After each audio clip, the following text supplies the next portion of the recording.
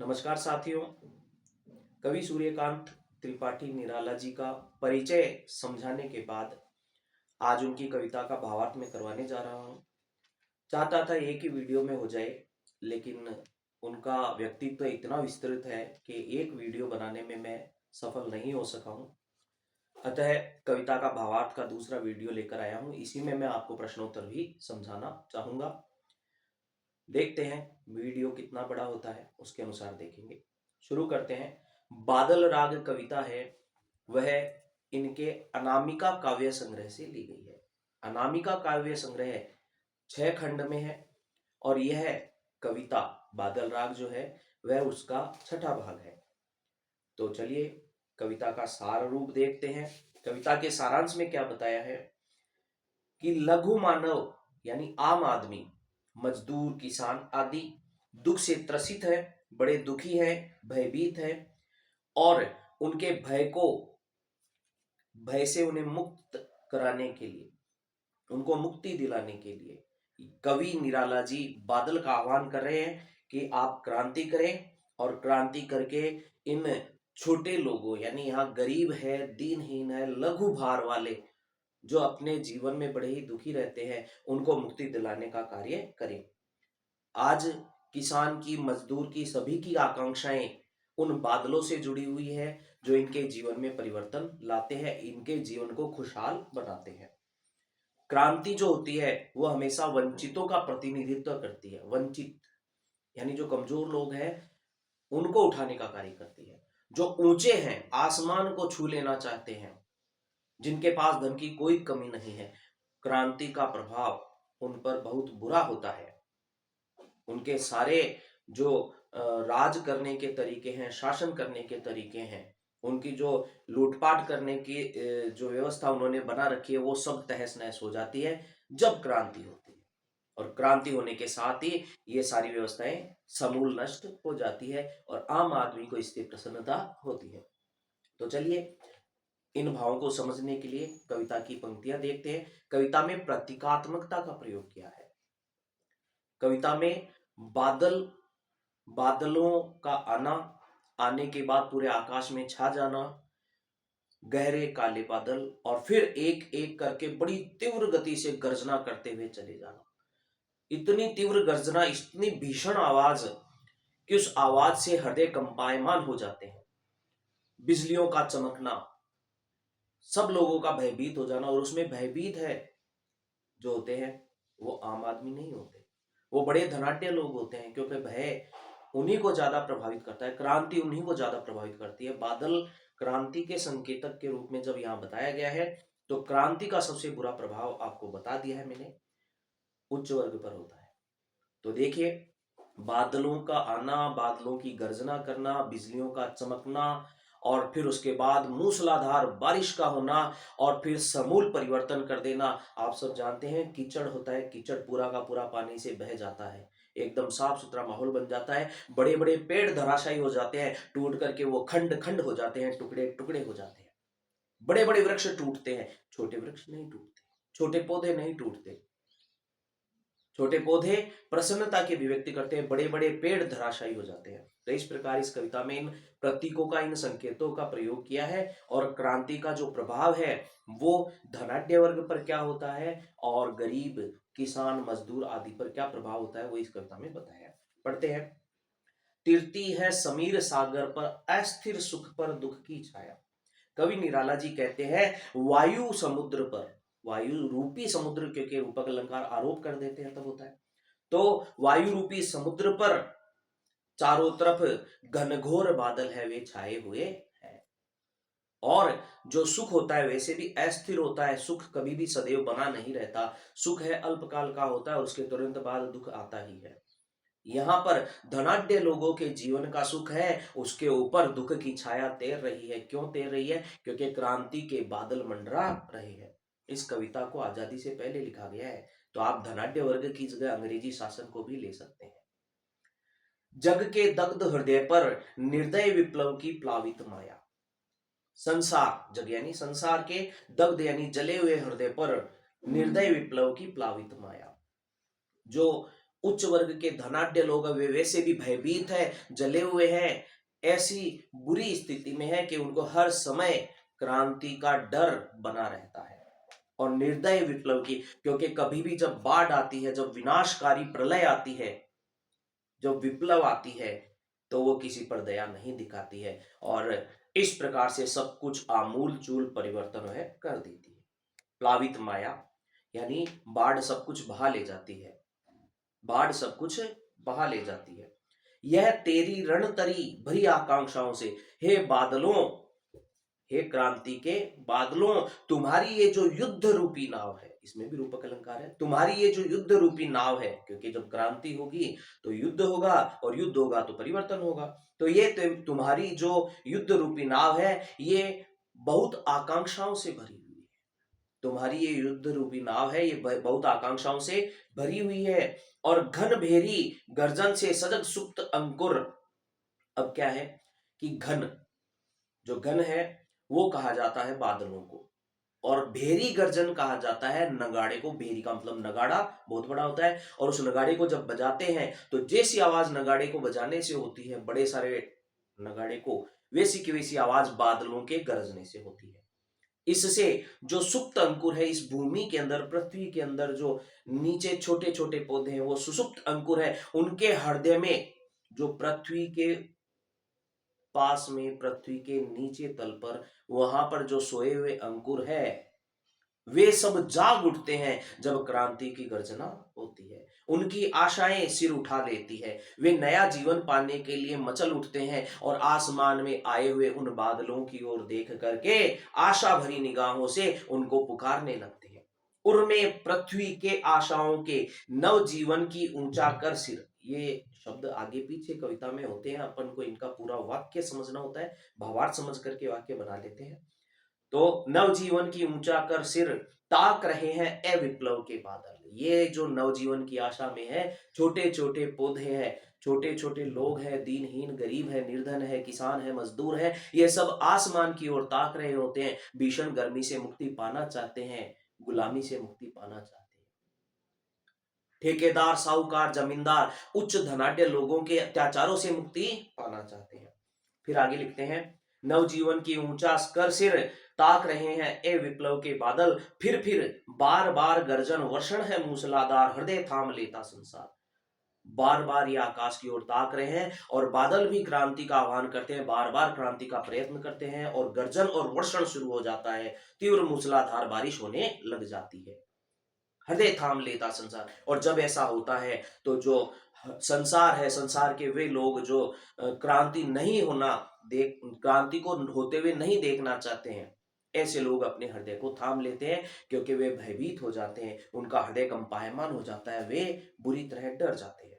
सुन सुन घोर वज्र हुंकार, उनके कानों में जब भयंकर भीषण गर्जना सुनाई देती है, वज्र जैसी ध्वनि, वज्र की जो प्रहार है, वज्र का प्रहार है, उससे जो उत्पन्न होने वाली ध्वनि है, उस ध्वनि की हुंकार, उस हुंकार को सुनकर के उनका हृदय कंपायमान हो जाता है, वे भयभीत हो जाते हैं। अश्निपात यानी बिजली का गिरना, जब बिजली गिरती है तो उन्नत शत शत वीर है, वे घायल हो जाते हैं, उनका शरीर त्रस्त हो जाता है, वे खंड खंड हो जाते हैं, टुकड़े टुकड़े हो जाते हैं। ऊंचे ऊंचे जो पेड़ हैं उनके ऊपर ही बिजलियां गिरती है। यहाँ धनाढ्य लोगों के ऊपर ही क्रांति का प्रभाव होता है। क्षत विक्षत हत अचल शरीर, और उनका शरीर है वह क्षत विक्षत हो जाता है। जो कभी किसी समय में आसमान को छू लेने की होड़ करते थे, स्पर्धा करते थे एक दूसरे से, वे धनाढ्य लोग अब क्रांति जब हुई है तो क्रांति के होने से सब खंड खंड टुकड़े टुकड़े हो गए हैं, उनका समूल नाश होने की स्थिति आ चुकी है। यहाँ उन्नत शत शत वीर, ये धनवान लोगों के लिए कहा गया। देखिए मैंने यहाँ लिख भी रखा है, शोषक, धनवान, जमींदार, अंग्रेज आदि, शोषित, आम जनता, लघु मानव, मजदूर, किसान आदि।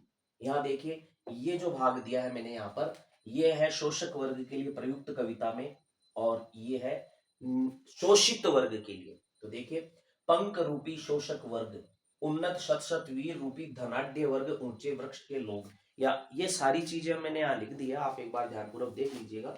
थोड़ा सा मैं हट जाता हूँ, चाहे तो आप ये नोट भी कर सकते हैं। अगर ये शब्द आपको यहाँ याद है इतने, तो आपको ये कविता का भावार्थ करने में कोई दिक्कत नहीं आएगी।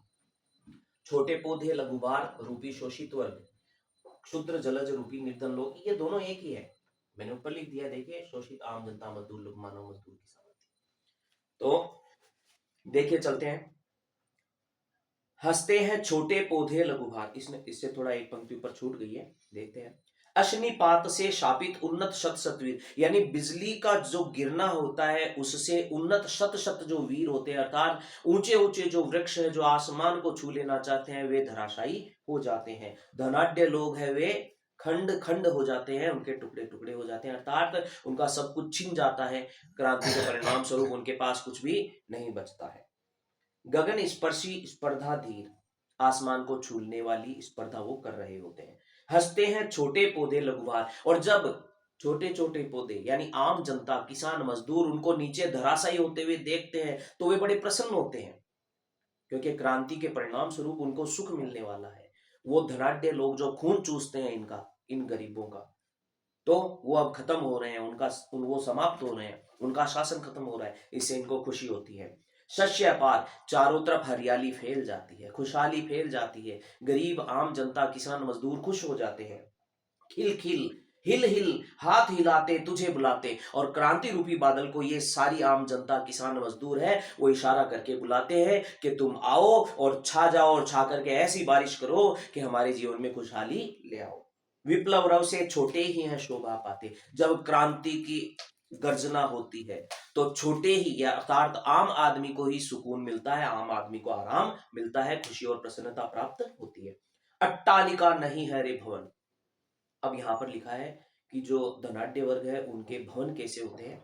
अट्टालिका यानी ऊंची ऊंची अटारियां, ऊंचे ऊंचे भवनों के बाहर जो झरोके होते हैं उनको अट्टालिका ही कहते हैं। तो अट्टालिका नहीं है रे आतंक भवन, यानी ऐसे भवन वास्तव में आतंक पैदा करने वाले होते हैं। लोग ऐसे भवनों से त्रस्त होते हैं, दुखी होते हैं।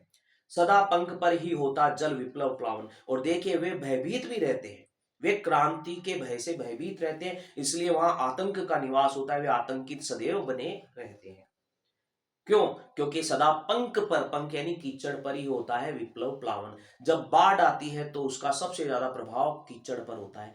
कीचड़ यानी बुरी मानसिकता के वो लोग जो दूसरों पर अत्याचार करते हैं। आपको पता है कौन करते हैं? शोषक वर्ग। ओके, तो अट्टालिका नहीं है रे आतंक भवन, क्योंकि वो आतंकित रहते हैं, सभी भयभीत रहते हैं, क्रांति के होने से भय उनके मन में सदैव बना रहता है। सदा पंख पर ही होता जल विप्लव प्लावन, क्योंकि कीचड़ पर ही बाढ़ के पानी का सबसे बुरा प्रभाव पड़ता है।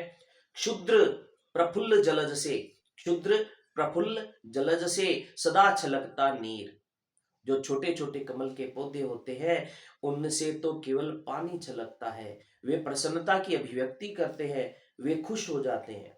प्रफुल्ल जलज, प्रफुल्ल यानी बहुत ही प्रसन्न, जलज यानी कमल, छोटे छोटे कमल।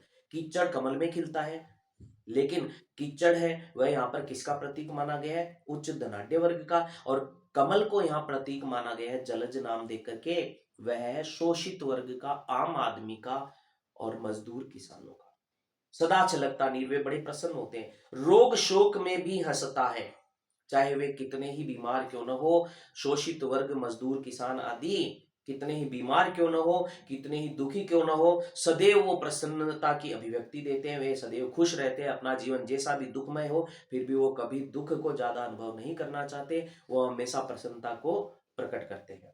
शेषव का सुकुमार शरीर, जैसे वो छोटा सा शिशु होता है वह पीड़ा में होते भी कई बार मुस्कुराता है, तो इस प्रकार से पीड़ा को वह भूल जाता है और वह सदैव उसका सुकुमार शरीर प्रसन्नता की अभिव्यक्ति देता है। रुद्ध कोश है क्षुब्ध तोष, अब वापस से धनाढ्य वर्ग की ओर आ रहे हैं। रुद्ध कोश, जिन्होंने अपना खजाना धन संपत्ति सोने चांदी से भर रखा है लेकिन फिर भी उनको संतोष नहीं है। क्षुब्ध तोष यानी जिनका संतोष अभी भी उन्हें प्राप्त नहीं हुआ है, वे अभी भी और पाने की लालसा में लगे हुए हैं। अंगना अंग से लिपटे भी आतंक अंक पर कांप रहे हैं।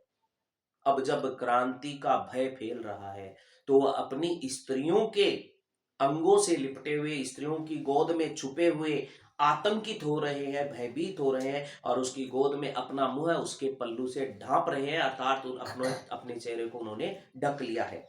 धनी, वज्र गर्जन से बादल, जब वज्र जैसी गर्जना होती है, वज्र जैसी गर्जना होती है, बादल ऐसी गर्जना जब करते हैं, तब वो भयभीत होकर त्रस्त नयन मुख ढांप रहे हैं। वो उनकी आंखें भय से भीत है और आंखों को बंद कर रहे हैं और अपने मुख को उनके आंचल में छुपा रहे हैं। अंगना में, अंगना, अंगना यहाँ आंगन नहीं है, आंगन फर्श होता है और अंगना होती है स्त्री। तो स्त्रियों के आंचल में वे धनाढ्य लोग भयभीत होने के कारण क्रांति के भय से उनके आंचल में छिपे चले जा रहे हैं। जीर्ण बाहु है शीर्ण शरीर। अब वापस से किसानों की बात आ गई है। किसान मजदूर आदि का जो शरीर है वह बहुत ही कमजोर है, वे बहुत ही दुर्बल दिखाई दे रहे हैं और इस प्रकार से उनका केवल हड्डियों का सा ढांचा सामने उभर आया है। तुझे बुलाता कृषक अधीर, व्याकुल कृषक किसान, व्याकुल किसान, गर्मी से त्रस्त किसान, जिसकी जमीन सूखी पड़ी है, उसको कृषि करने के लिए पानी की आवश्यकता है और उसको शोषण से मुक्ति पाने के लिए क्रांति की आवश्यकता है। इसलिए है बादलों, क्रांति वीरों, क्रांति के बादलों, तुम्हें ये किसान बुला रहा है। तुम विप्लव के वीर हो, क्रांति के वीर हो, इसीलिए तुम्हें आकर के इनको अत्याचारों से मुक्ति दिलानी होगी। क्योंकि धनाढ्य वर्ग, शोषित, शोषण करने वाले लोगों ने इनका इनका पूरा का पूरा जो सार है वो ले लिया है। इनका धन संपत्ति, इनका सब कुछ इनसे छीन लिया है, चूस लिया है उसका सार, इनका सब कुछ छीन लिया। हाड़ मात्र ही है आधार, यानी इनका हड्डियों का ढांचा मात्र बचा रह गया है। और ए जीवन के पारावार, है जीवन के समुद्र, पारावार का मतलब है समुद्र, है जीवन देने वाले समुद्र, है बादलों, यानी जीवन का पारावार किसे कहा गया है? बादलों को कहा गया है, क्योंकि बादल वर्षा जल देकर के किसानों को, मजदूरों को, पृथ्वी को, तपती हुई इस धरती को जीवन प्रदान करते हैं। इसलिए आप आ जाओ और अपना पानी बरसा करके इनको जीवन प्रदान कर दो, इनको अत्याचारों से मुक्ति दे दो, क्रांति करो, मुक्ति दिलाओ। अब है 2 प्रश्न है, 3 प्रश्न है, देखते हैं। अस्थिर सुख पर दुख की छाया, यहाँ दुख की छाया किसे कहा गया है और क्यों कहा गया है?